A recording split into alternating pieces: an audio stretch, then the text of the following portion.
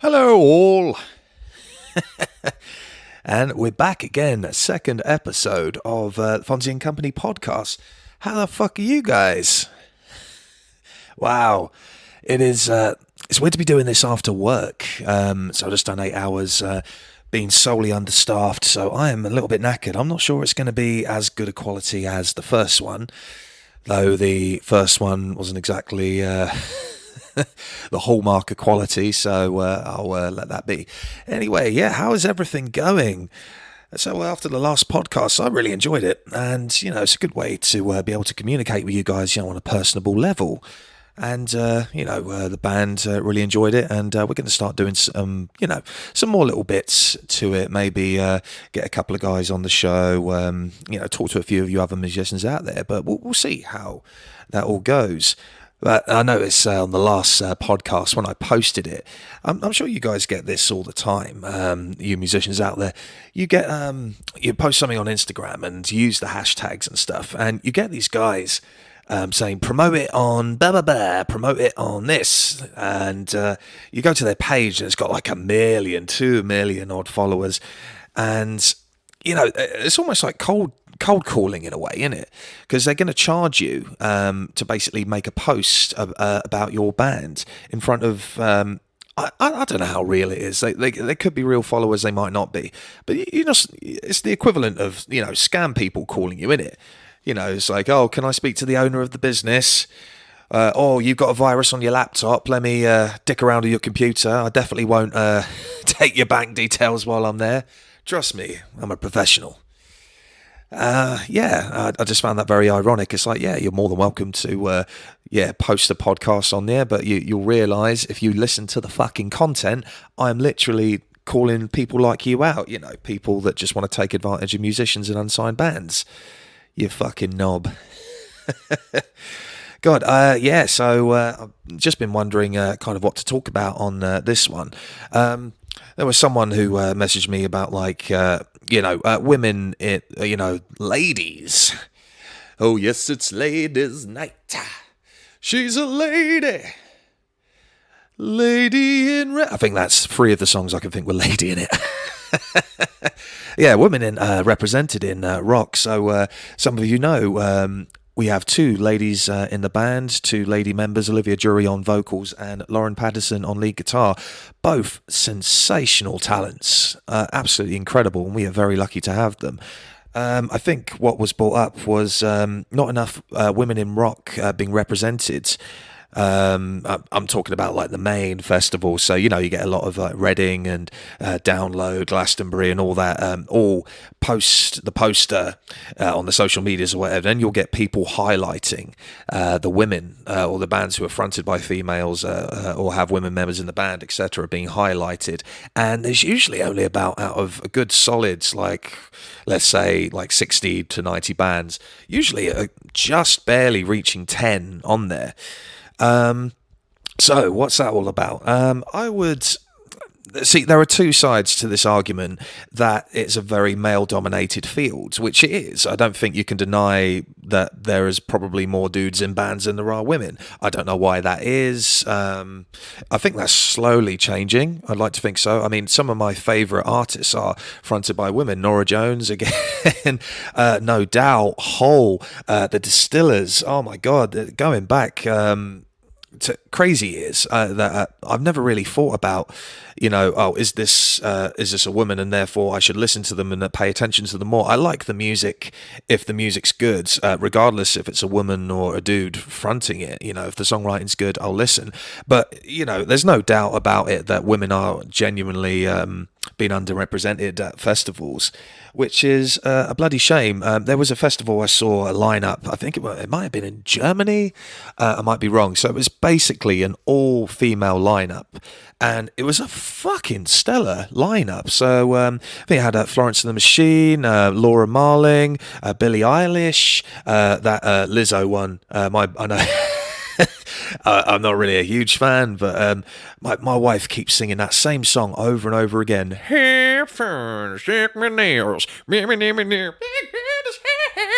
Yeah, everyone knows that fucking song. I think it's in every movie ever in the last 2 years. Yeah, but I mean, it was a stellar lineup. It was really good. I think you had a Goat Girl. I think the Marmosettes were on there at one point. This might not have been last year. Then might have been 2 years, 3 years ago. So it can be done. Whether it's just a matter of finding them, and the availability, I don't know. But there was a festival that gets put on in Bristol, so it's like a 4-day lineup in the Bristol Amphitheatre, and usually get 4 massive names, 4 nights in a row, and they're usually really good. I can't remember. This was must have been about 2017, maybe 2018. That I think it was complained about a lot. I mean, Bristol's a very, very liberal city, so you are going to get complaints regardless of anything you do. Which is good because it keeps us on our toes and it wakes us up more than often. Sometimes it's for the best intentions, sometimes it isn't. But I would say, yeah, this lineup, a lot of cocks. Not cocks as in like you're a dickhead. Cocks as in dudes. There was a lot of dudes on there. Too many cocks from the Cockney. Too many dongs on the ding dang. So I think it was Noel Gallagher. I want to say Bonobo, who I'd never heard of before. I think it was Kaiser Chiefs, maybe Killers. One of them. And there was a lot of people complaining about where the fuck are all the women in this lineup. And to be fair, the promoter did put out a statement.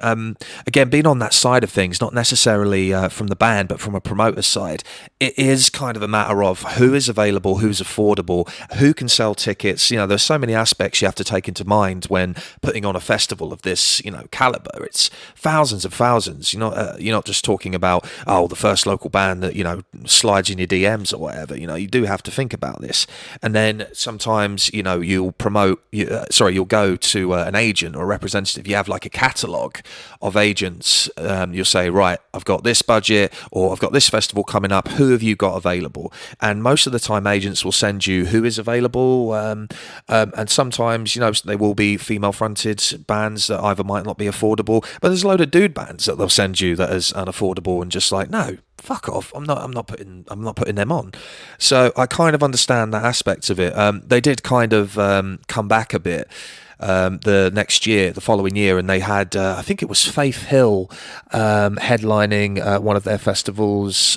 So I mean, that was a good recovery. I think they had Skunkanese. I never know how to pronounce that. Skunk Annecy, Skunkanese, Skunk Annecy. I can never remember how to pronounce that. So I mean, they've done their best, but I can understand also some promoters just don't have a choice. It is who is available, what can be done. I mean, if they want to make a massive effort and say, let's just put them on because they're female, I don't know, is that not a bit belittling, ladies? I mean, you've got a dude on a podcast right now with an adequate sized penis, thank you very much, talking about women being represented or lack of in the industry. So I mean, I'm not exactly the epitome or should be the spokesperson for this, but I don't know. I've seen all sides of it. I can see both arguments. I don't know, what do you guys think? I'd be curious to hear like your opinion of it. But things are going good in the band. Band update. We have been practicing again, sounding even better than last week. My God. Unfortunately, Lauren, guitarist, had her gear stolen. Now, you bands driving to and from gigs, do not, I repeat, do not leave your shit in the car or in a van or whatever. Those dudes who do manual labour, they said tools are not stored overnight in this van. Fuck. Yeah, take a leaf out of their book, seriously, because, it sucks.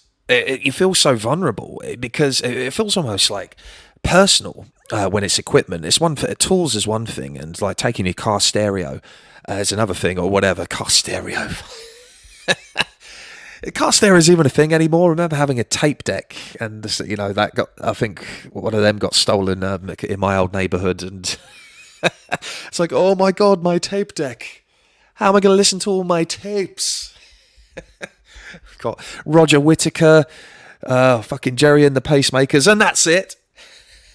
How am I going to listen to them now? And yeah, it's a shame when someone steals your shit from your car, because I mean that's how you make your living. I mean, it just feels a bit impersonable. And it's such a shame because there's almost nothing Lauren can do about it now. Luckily she has insurance, and she told me last practice, have you got insurance on your instruments? Have you got insurance on your amps, pedals, etc.? I said, no, I don't. She said, look, just get some fucking insurance, dude. It's the best thing you'll ever do. And she's right. You bands out there, just it's not that expensive. I can't remember how much she said she paid. It was like 40 quid for the year, and that's international as well. To have that peace of mind, it's a one-off payment, and yeah, I think that's definitely worth it. I think we should definitely consider all getting insurance on our gigs. Can get a bit rowdy as well. You never know. I remember one gig that we played in Southampton, and at the time I was in like a synth rock kind of thing about a few years back, and yeah, one drunk dude fucking knocked the laptop over, and this was on a high stand, and it went fucking crap. Luckily, it was all right, but it's not even you that could break it. It could be some pisshead. They're all at shows. They're they're all ruining everyone's night. It was the straight edge hardcore lot I was complaining about last week, but there's a reason there's people like that out there, because they look at the pissheads and they go, I don't want to be like that, which is totally fair enough. It's awful. Oh man, but no, she got insurance, and luckily she got her. She was able to get equal or less. I think it was. We replaced the instrument that's on an equal value basis, and that's awesome. So get some insurance, guys. That is that's the message over here. God damn. Oh wow! What else is there to talk about? Again, this is totally unscripted. Again, some people said I should on the last podcast saying, yeah, you should probably have a script, bro. I should. I really, really should. I think I had a few bands to congratulate, actually. There is a band from Bridgewater. We know them quite well, as we've been friends for a good few years now. A band called Sail. Sail are so they're like a kind of grunge psych, really fucking heavy, like Big Muff turned up to 10, that kind of shit. Really talented, really loud, fucking in your face, how bands should be, or should have been back in the 90s. And yeah, these guys have just gotten themselves on the stage at Bloodstock after winning Metal to the Masses. Metal to the Masses, if you guys don't know, is it's a kind of I guess tournament. So you get 4 bands from each region. They play. One gets eliminated. They do another heat in their region. They get to the final. All the regions, bands from each region join the grand final, etc. And then someone goes through and wins a slot at Bloodstock. And these guys have only just gone and bloody done it. They're called Sail. Sail.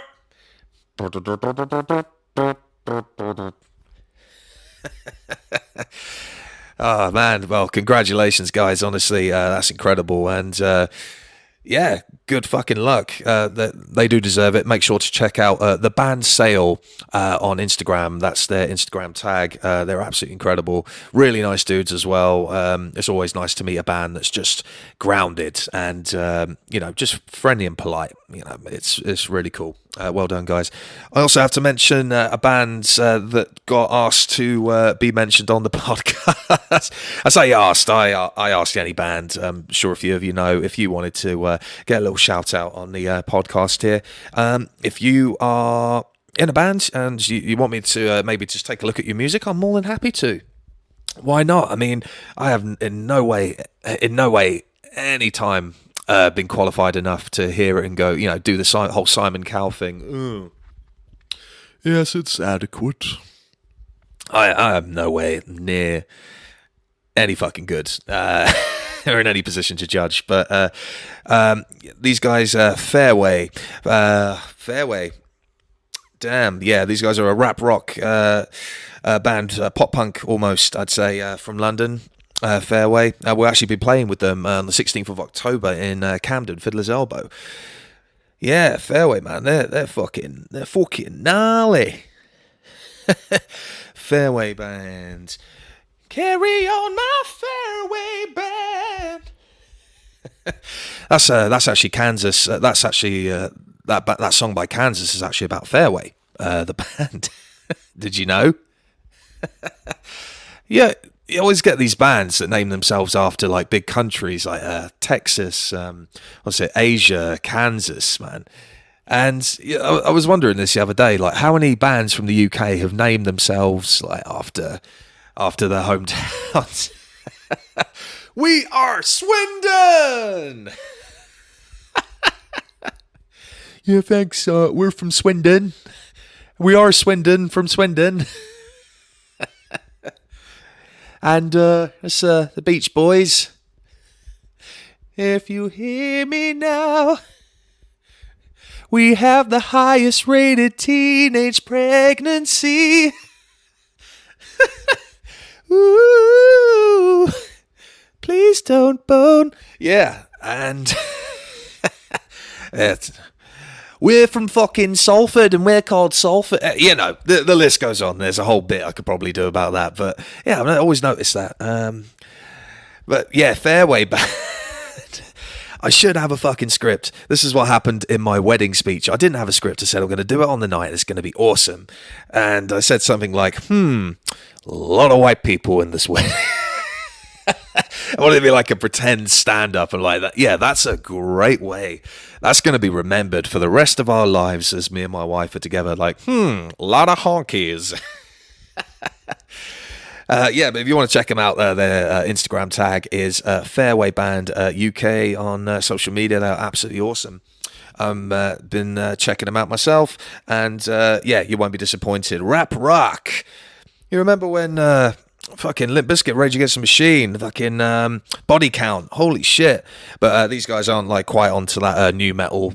They're more like a little bit more on the pop punk side of thing. You know, I'd say more like Zebraheads if I was going to compare it to anything. So that's awesome. Good on you guys. So what have we been doing in the band? A little bit more specifically going back. We have been booking. Now, I said last time we've been really struggling to get shows. I think venues aren't too sure what they're doing yet. There's a fair few, but some places are just going bam, gig, all the time, which is awesome. And we're trying to get on that. But as I said last week, everybody is trying to get on that shit. It is difficult. However, I'm not going to announce anything yet because our manager Martin told me not to fucking announce it a couple of times, so he's really fucking serious.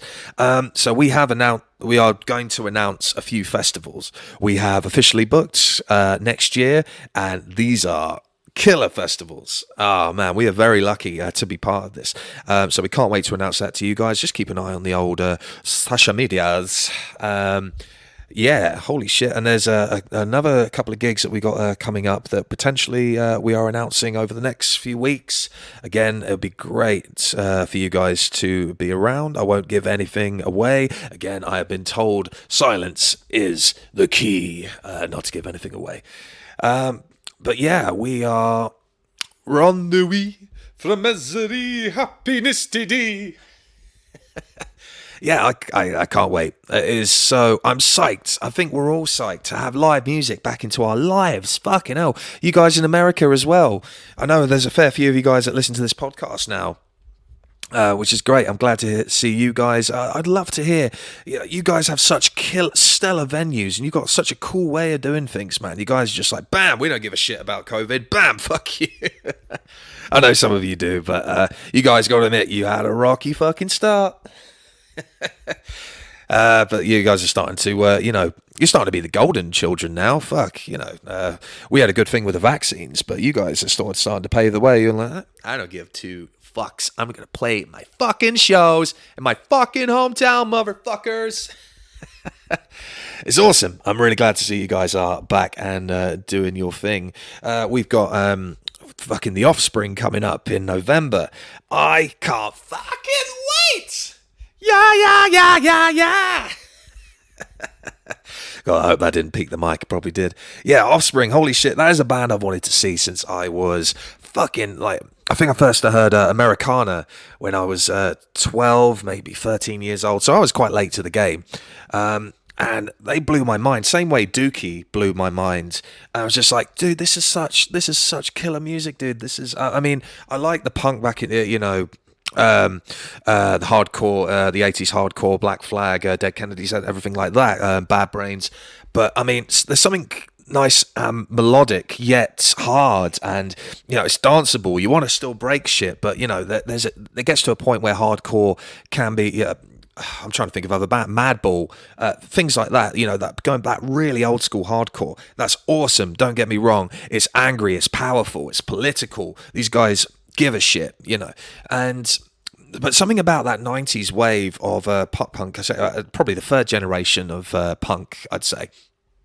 Offspring, Green Day, Blink, all those bands, just always have a place in my heart. It's a little bit of a cop out. I remember when American Idiot came out, and everyone was saying, "Yeah, man. Well, I was listening to Green Day before they were popular, and now they've just sold out, man." It's like, fuck you. Green Day, like I've been talking, people have been saying Green Day sold out, back in when they bought out Dookie, 1994, they said, yeah, well, Green Day, they'd only had like one or two fucking albums. They were doing like the punk underground scene, fair enough, touring a lot. And then, someone pays attention and gives them the opportunity that they fucking deserve as well. And, the fucking punk kids, some of them, I wouldn't even call them real punks. I would say, like, if you want to keep the music to yourself because it makes you feel a little bit fucking better, then fuck you.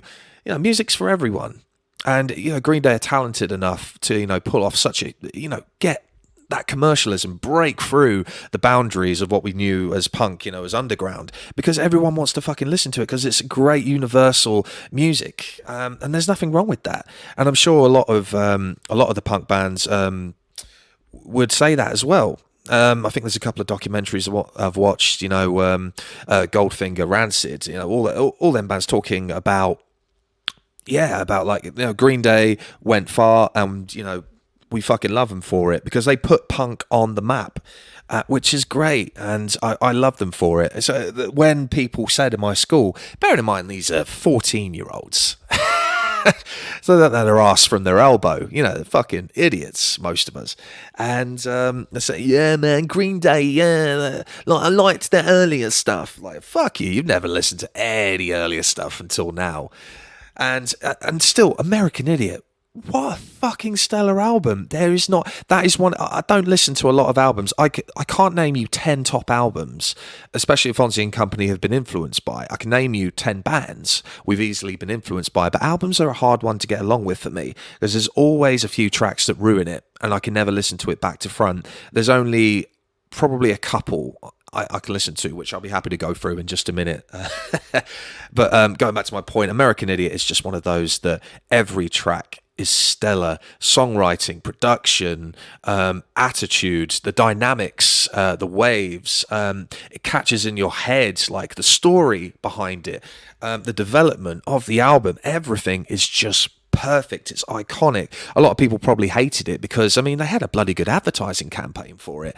I couldn't remember turning on Kerrang and not seeing American Idiot when the music video came out for it, when all covered in green sludge and that.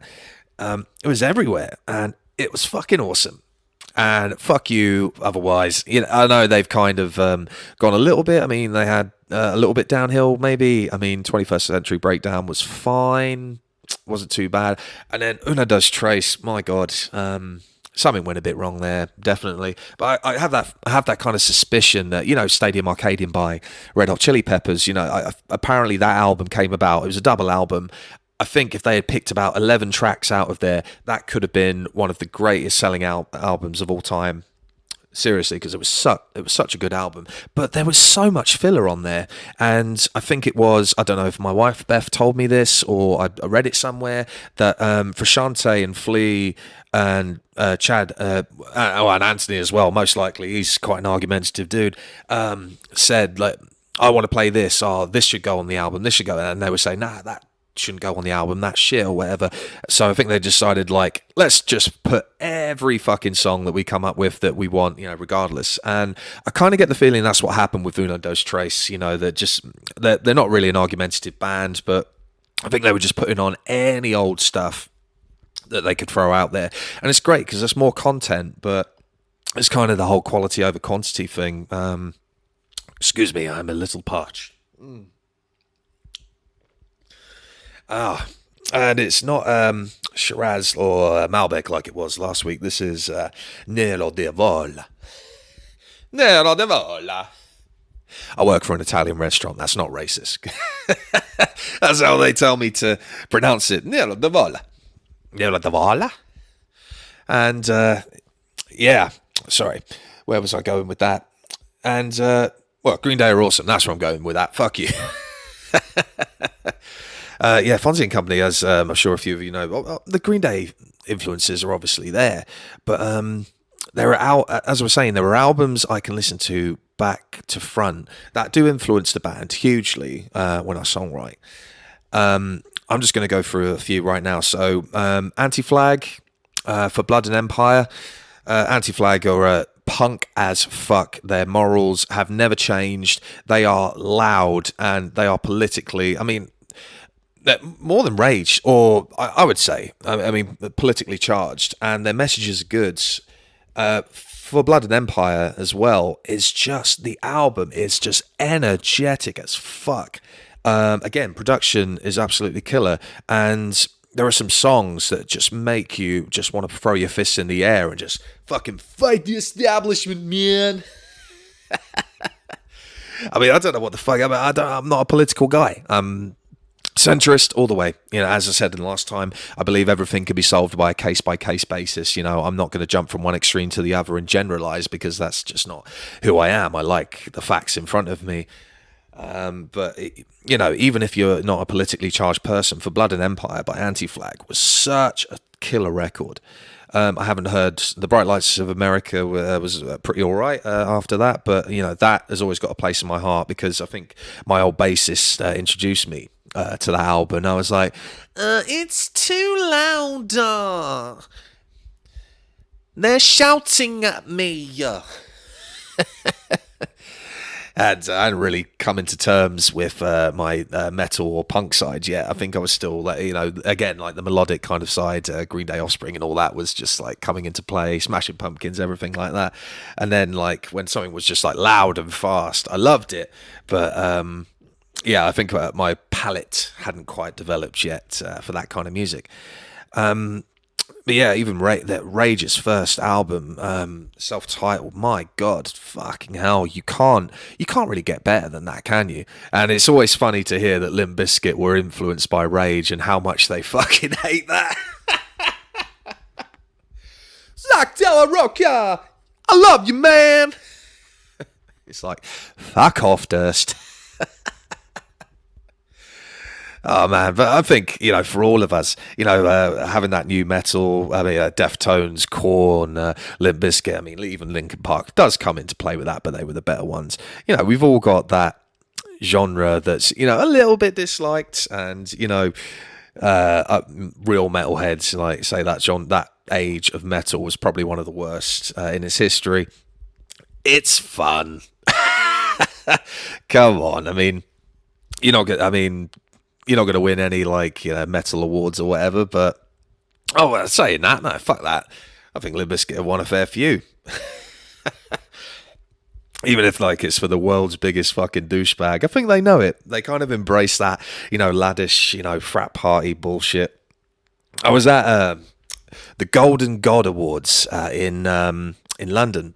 It was just something to do. I went with my wife. It was in Greenwich. So it was in the O2.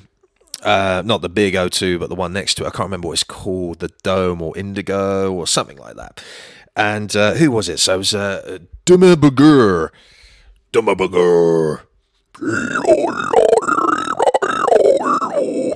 Yeah, Dimmu Borgir. I might be mispronouncing that. There's some fucking death metal head going, what the fuck? It's Leviosa. And yeah, holy shit, they were awesome though. Yeah, again, I'm not a massive fan of death metal. I think Cradle of Filth, Death Star were a thing once, and their pyrotechnics, holy shit, it hit you. I was at the bar with my wife at the back because we weren't interested. We were like, yeah, we'll definitely, you know, peer over, and the pyrotechnics, like, whew, crazy fucking heat. And it was awesome, and that just made you want to pay attention even more, if not so you don't get fucking burnt. So it was Dimmibugur, and then they had a load of awards in between. It was hosted by Steel Panther. By the way, Steel Panther are fucking phenomenal. They are such an awesome band. It's a shame that Lexi Fox has left them recently, the bass player, but I think that's going to give them some room to introduce a new character, and I think it will just keep them fresh and will just still keep them interesting. But yeah, Steel Panther hosting, dicking about on stage, a bunch of cock jokes, a bunch of cocaine in a pussy, shit like that. And a few awards presented by them. And then who was it? So it was Blackstone Cherry next. That was it. Blackstone Cherry, awesome. Awesome bands, very tight, very technically sound, clear, great vocals. I've never really gotten into them ever, but for what it was worth, absolutely awesome. Who was it?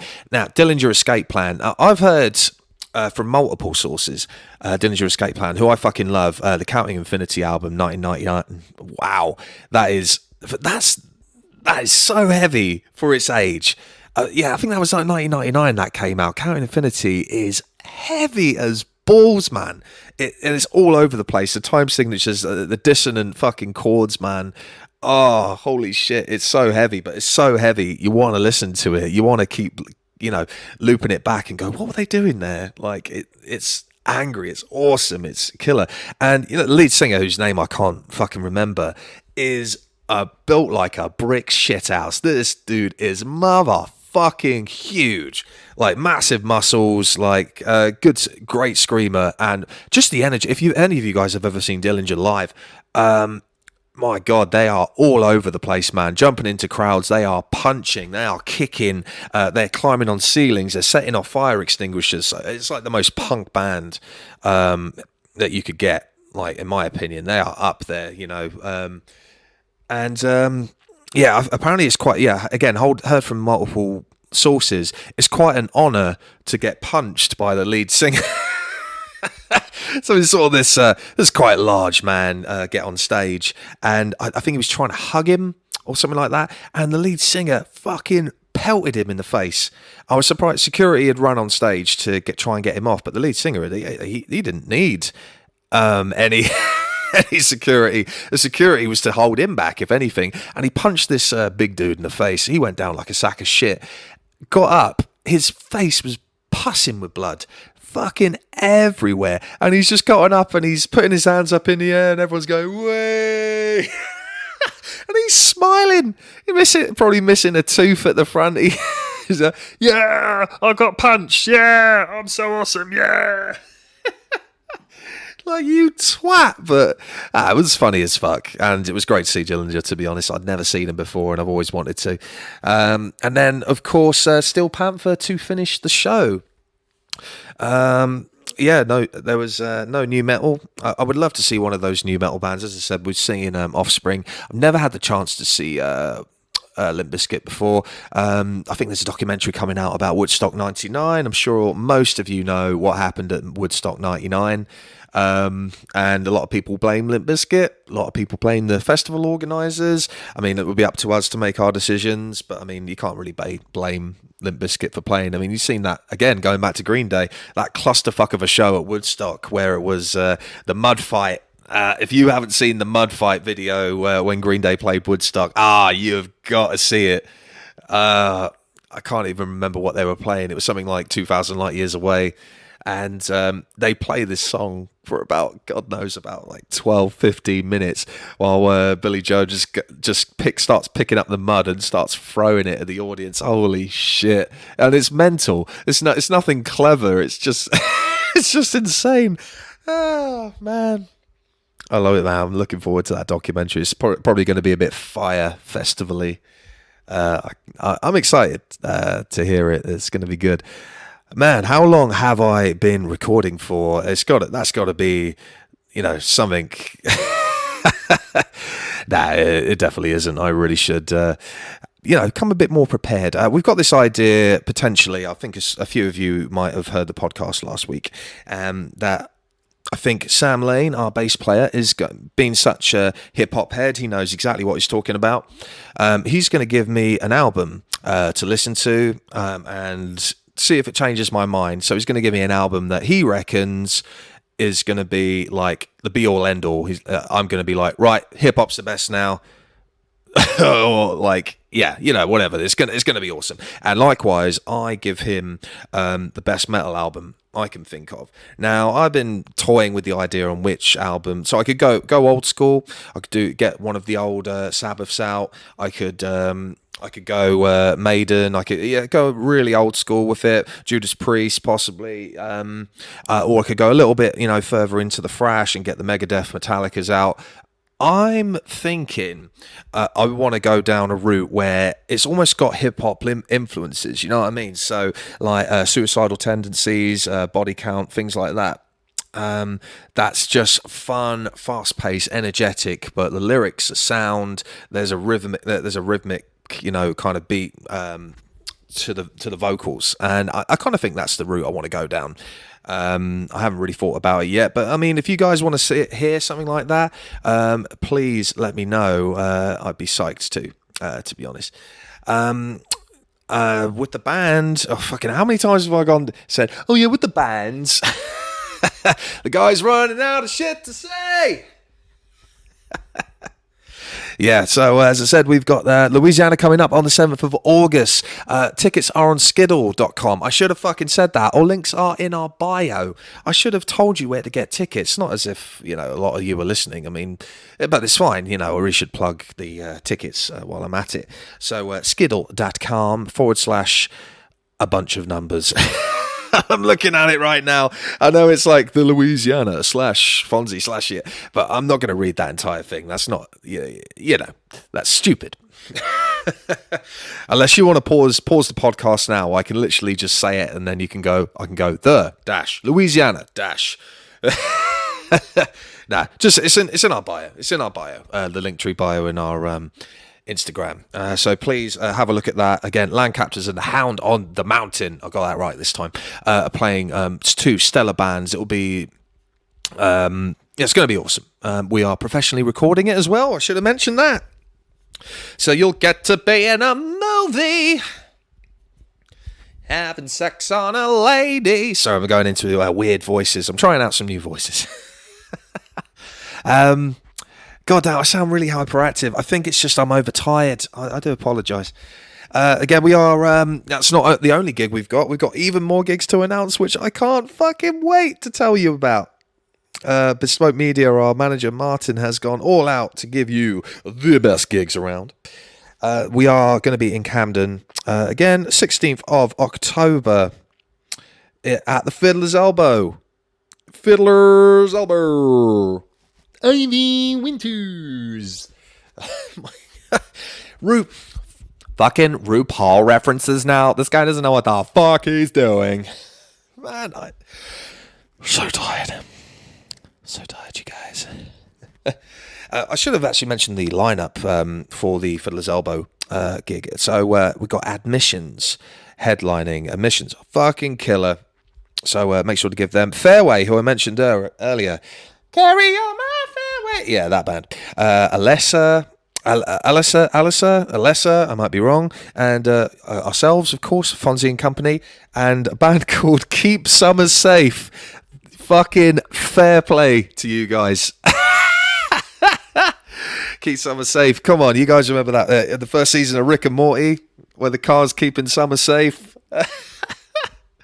Fucking fair play if that is the reference. Yeah, I'm looking forward to it. We've gone all out and bought an Airbnb for this, the bands. We've got a big fuck off Airbnb. We can't wait. It's going to be like a proper little holiday away. It's going to be stellar, dude. But yeah, I think it's time for me to shut the fuck up and drink some more of my wine and calm the fuck down. Oh man, yeah, it's really good having this podcast, and it makes me feel a lot closer to you guys, and I hope you guys feel a lot closer to us. I'm going to be around to take any of your questions or any advice. If you guys just genuinely want to talk about anything, we're a very open band, and we like to chat to fellow musicians about anything and everything. And we really hope you guys are well. Keep listening to the music.